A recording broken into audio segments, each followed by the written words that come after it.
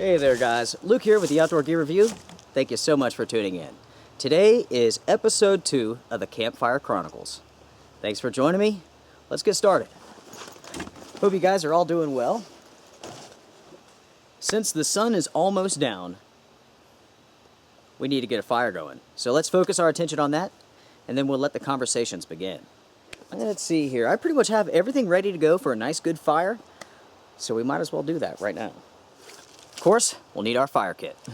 Now folks, it has been raining for the last couple of days, and of course last week it rained about 3-4 inches, and then it snowed about 4 inches. So it was raining this morning, stopped today, and it's going to pick back up tonight. Everything's kind of damp, kind of moist, so we're going to use a nice easy method to get this fire going. We're going to use some trioxane, and we're going to use our ferro rod to get it going. We'll go ahead here and kind of get our bundle together. I apologize for the hammering sound. My neighbor, who's a blacksmith, is actually banging away there. I tell you what, he makes some pretty cool stuff. Nothing is better than a campfire and some good conversation. Our fire pit's pretty wet, so I just went ahead and put some dry leaves on here. Go ahead and open up our trioxane. It's actually broken, but that's all right. Okay. Here we go.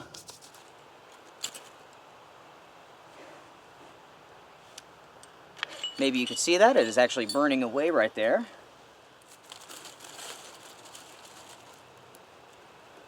Okay.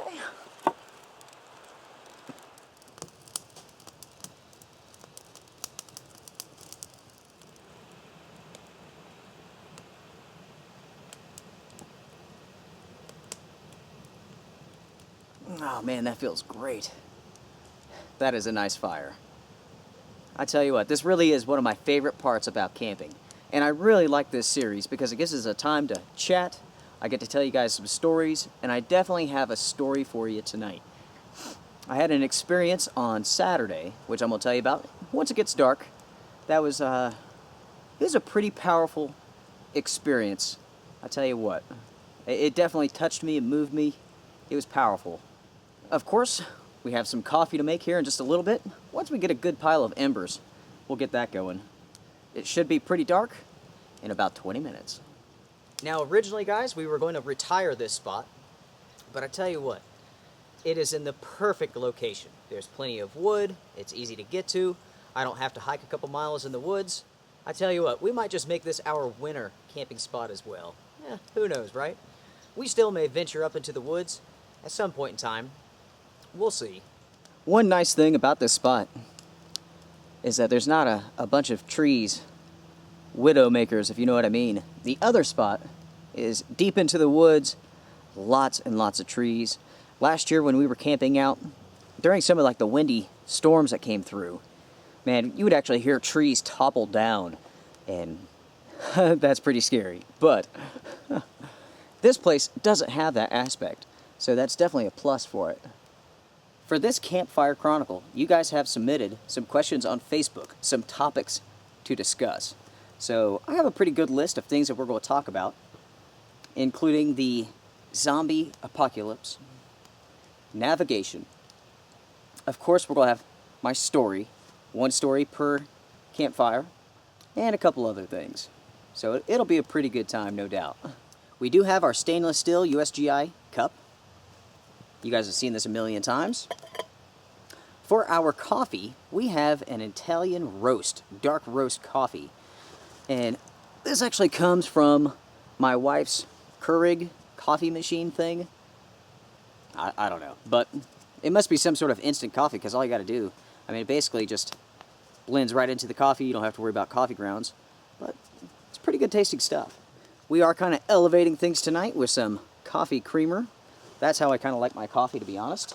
Lastly, to eat, we have a Nature Valley sweet and salty nut almond bar. If you guys haven't had any of these, man oh man are they good. I personally love the almond ones. Very, very good, guys. Now for this episode, we don't have any guests. Next week, you guys will actually meet my daughter. She's going to be joining us. The week after that, you guys are going to be meeting my identical twin brother, who I mentioned in our latest overnight adventure. I think you guys will get a kick out of that. As you can see here, lots of smoke, lots of moisture. Our fire's starting to look pretty good, finally coming to life. Maybe I'll be able to sit for a minute and stop worrying about it. I'm going to go ahead and get my coffee, my water warming up for my coffee here. And, of course, we're just estimating it. I think I need to drink a little. Yeah, there you go. You guys know me, I'm not much into measuring things, so that's kind of how I roll. Back when I did the review for the Leatherman multi-tool, somebody asked me if I could show you guys how I use that in an actual outdoor environment. So tonight, I'm going to show you how I personally use it. Just one way, of course. I'm just gonna set my water in there, just like so. As you guys can see, the cup there, it's just sitting on some wood, right above the flames. We'll be rocking and rolling in no time. And of course, here's the multi-tool, the Leatherman.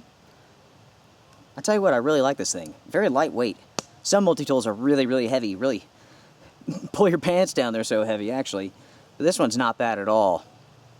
So, we'll go ahead and unfold it and get it ready. Now check that thing out. It is burning away. Our water will be boiling here in no time. Since I'm using the multi-tool, I don't really have to worry about the flames here. It's going to be okay. Okay, our water is boiling. It is time to grab it. As you can see, I have my multi-tool. I can just stick it in and grab it and pull it out. Take it, set it down. Might as well go ahead and put our coffee in here.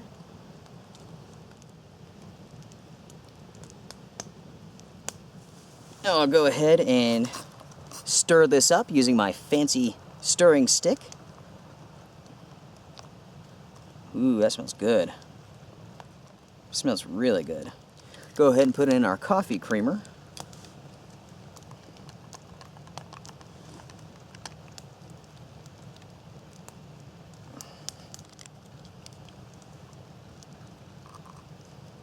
Okay. Go ahead and stir that up too. Now here in a couple minutes when that cools off, that is going to be really, really good. Our cup is finally cooled down just a little bit here. Let's go ahead and try this out.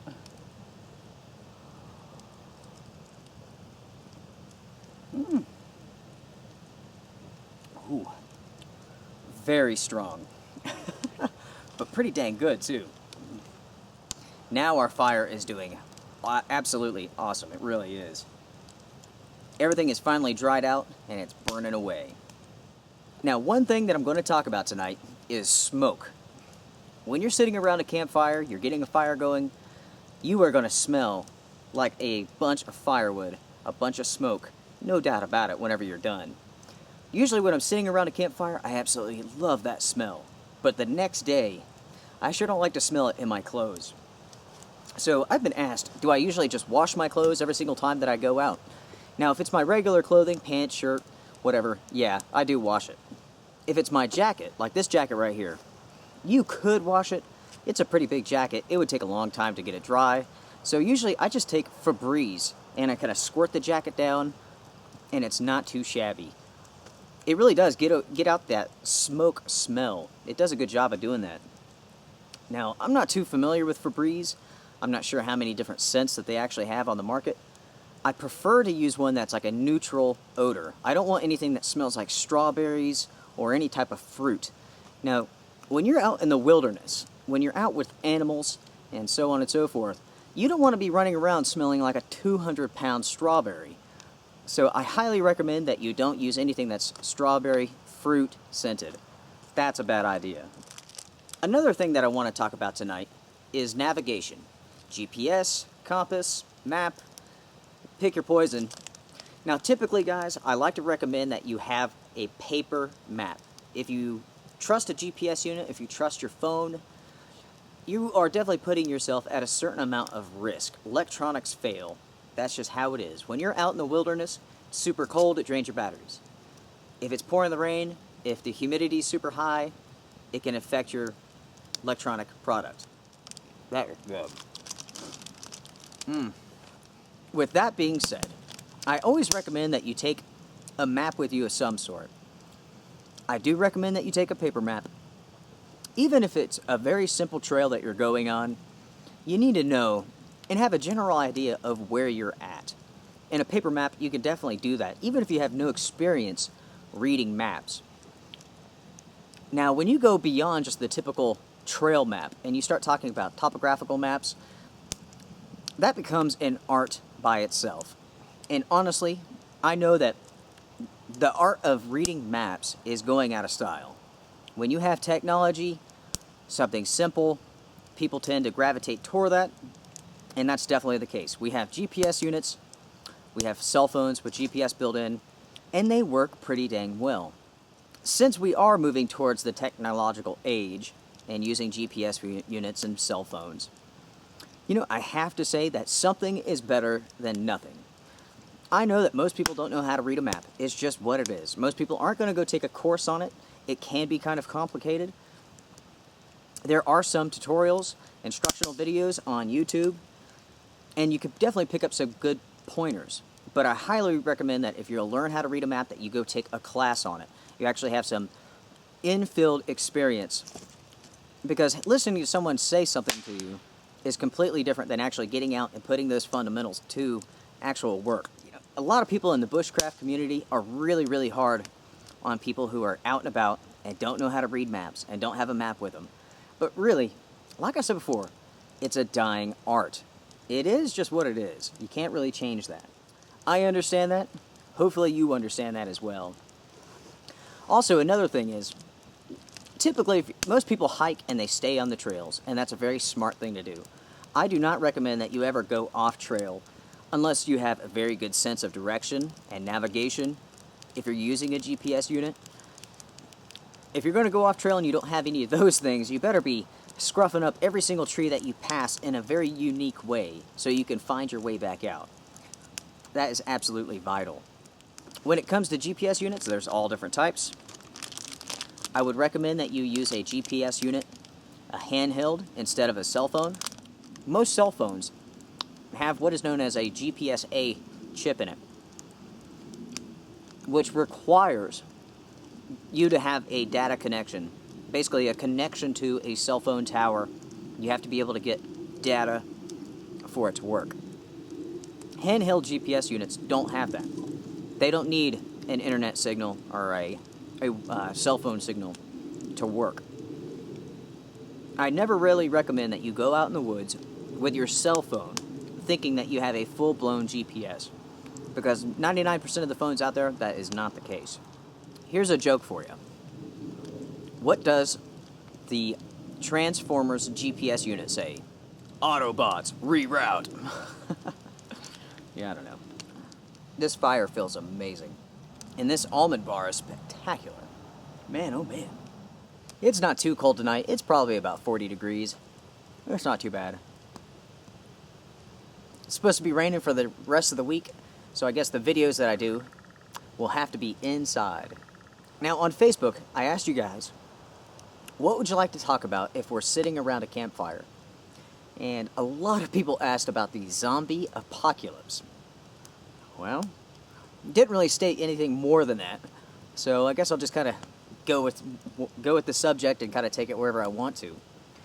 If the zombie apocalypse actually happens, I really, really hope that they're slow and dumb. I don't want zombies that are real fast and runners, Just like in Zombieland, it talks about cardio, cardio, cardio. I want to be able to just walk and push them over, you know what I mean? Now, do I think the zombie apocalypse will ever happen? No. No, I do not. I think what the zombie apocalypse will be, and what zombies, quote unquote, will be, are people that are hungry. I think that will be the zombie apocalypse. As you guys know, there are more people on this planet than it can actually sustain. I'm sure you guys have noticed your grocery bills are sky high. And the food you're actually eating really isn't food in most cases. It's highly processed trash with who knows what in it. But you know, the truth is, you have to eat something. You can't eat everything that's just purely organic. And I understand that too. I mean, even when you go to the grocery store and you buy something that's organic, has those stickers on there that says it's all natural, all organic, due to the FDA rules, that's bogus. They could say whatever they want to on there. They could sell you a Clorox bleached milkshake and say it's organic. I think that's what the zombie apocalypse will be. I think it's going to be hungry people. If you look at the economy in the United States already, it's so bad. It is only getting worse. The mainstream media might tell you that it's fantastic, but no, that's not the case. Just about half of the population of the United States is on food stamps right now. The economy's in the toilet. It's only going to get worse.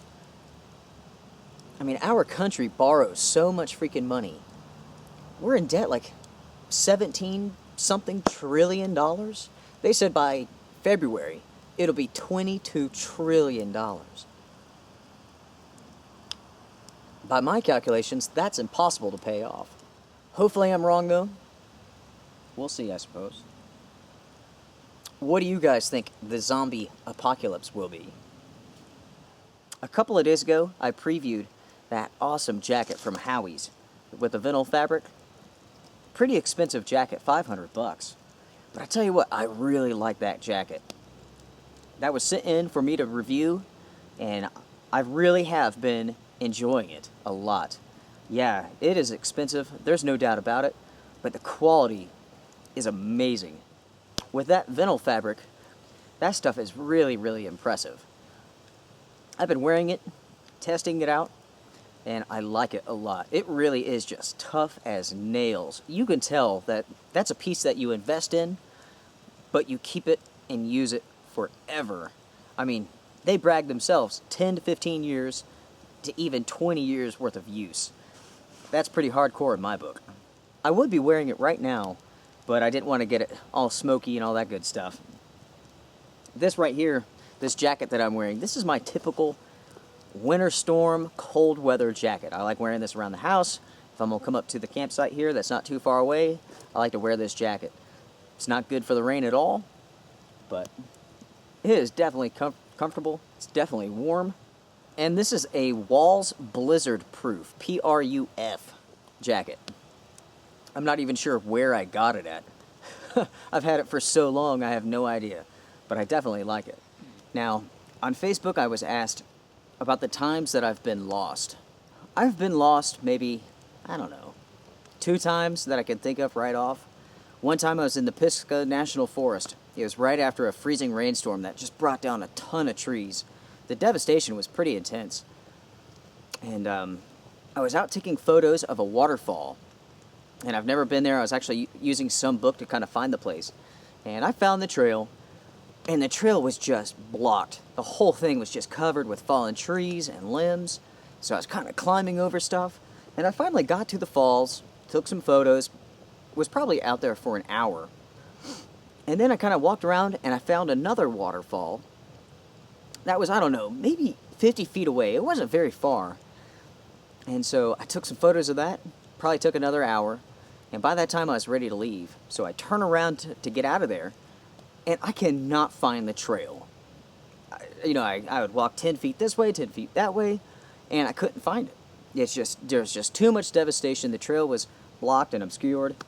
My heart starts thumping a little bit. I can't find my way out of there. So anytime in a situation like that, I always recommend that you just take a knee. You sit down, stop, assess the situation, and think about it. Usually, if you can use logic, you can get yourself out of a jam. So that's what I did. I took a knee, stopped, just thought about this for a minute. And I was looking at the waterfall here, right in front of me.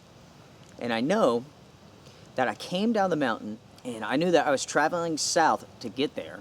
So I knew that if I traveled north, I would eventually get back onto the trail. I'd find where the stream was actually coming down the mountain, and that would kind of lead me back to where the trail was. I also knew that if I followed that stream, it would have to cross the road a couple miles up, because I was a couple miles down on this trail. So I kind of hopped across the creek, took my boots off actually, had to wait it, put them back on, get onto the hill, and I actually climbed up this super steep, muddy hill. Eventually got out of there, no problem. It took me probably an extra half hour to find my way, but yeah, without a doubt, I was lost. Now, other times when I've been lost, just hiking up in the woods, up and over many of these mountains and hills here. I always like exploring. I like going out to places I've never been before. So there's been a couple times way over all these mountains, just be in places where I just have no idea where I'm at. But like I said before, if you can use logic, if you're pretty good with navigation, you can usually find your way back. I mean, I make sure when I'm walking, I'm always looking at the ground. I'm always looking for landmarks. I admire nature and its beauty, so I have a pretty good memory for landmarks and stuff like that. Just using your mind, not freaking out, use some common sense, you can definitely find your way. Now, most of the time, I have to say that I do take my GPS with me. I love my GPS unit. It works very well. I do rely on it. But I also don't go into situations where if my GPS unit fails, I'm not going to be able to get my way out of. Now, if I'm doing more of a backpacking adventure in the backcountry, and I'm going to be off trail, I'll make sure to have some topographical maps and stuff like that. Maybe in the future I will do a couple of episodes on how to read maps. But like I said before, watching a video and hearing someone talk about something is a whole lot different than actually being out in the field and doing it yourself. It's only half beneficial. Well, I told you that I have a story to tell you. And this event touched me. It touched me deeply, I'll be honest with you. It was quite the experience, and it took place last week. A friend of mine on Saturday, we went out hiking. Doing a night hike, following the back roads and all that stuff. And we ended up hiking, it was right at 19 miles. So you can basically say it's about a 20-mile trip. We get back to the car, and it's cold. I tell you what, it is cold. But we hop in the car, we're driving home, and as we're cruising along, of course we see a deer, right on the side of the road. And we hit the brakes, but it's too late. The deer hops up, and we nick him right on the side of the vehicle. We whop that deer, and we were probably going about 40 miles an hour. So we pull over, we assess the vehicle. No damage, actually, pretty surprising, because we hit pretty dang hard. And so I got my flashlight, we're looking up the road trying to find it, and we don't see it. And I'm just like, oh, thank goodness, maybe he's okay. Maybe we just throw him a little bit, but he made it. And so we decided to walk up the road and just make sure. Now, as we're walking up the road, there's this funny gray metal cylinder that's kind of laying on the ground, and I hear some thrashing around. And I walk over to the cylinder, and it's one of those things that's probably like the power company or a phone company, some sort of utility thing, and it's just packed full of wires. And that thing is completely torn out of the ground. The deer, he must have just plowed right into it. We must have thrown him right into it. So that thing's busted. It's kind of laying on top of him. So we kind of push it to the side, and there's the deer. He's laying in the ditch. He's thrashing around. He's moving around. Clearly, he is hurt bad. Breathing very heavy. So we walk over to him, and my buddy put his hand on him, and he said a prayer to him. And I stepped over, and I just kind of sat down right next to his face. And, he's a buck. He's just a spike. He just had a couple small little horns sticking up. But he was still a pretty big fella. And so, you could tell he's very scared. And he's dying, there's no doubt. He had blood coming out of his mouth. So I just sat down right next to him, and I just started petting his face, just rubbing the bridge of his nose, rubbing his head, and just talking to him, trying my best to comfort him in his last couple of minutes. And so, I just sat there, and I petted him, and I tell you what, it is a pretty powerful experience. I'm sure hunters probably go through the same thing whenever they take a life, and they're right next to the animal when it's dying. But he probably lived for about 5 minutes.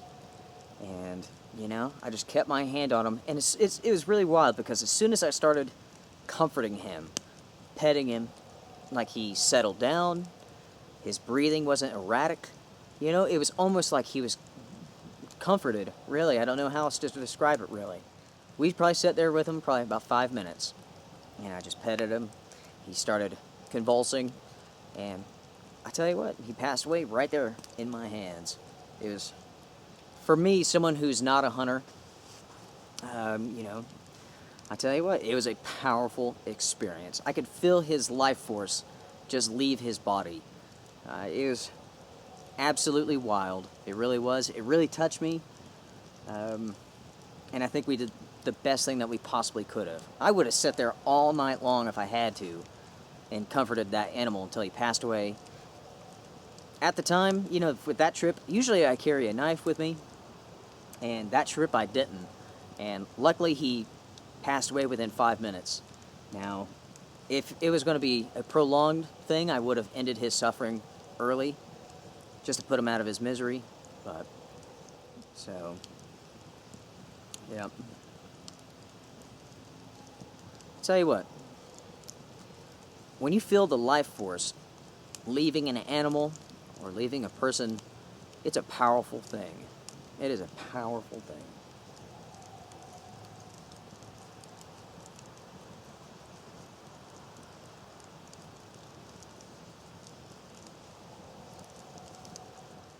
Definitely something I will never forget. Ever. That's my story for the night. It definitely left an impression, no doubt about it.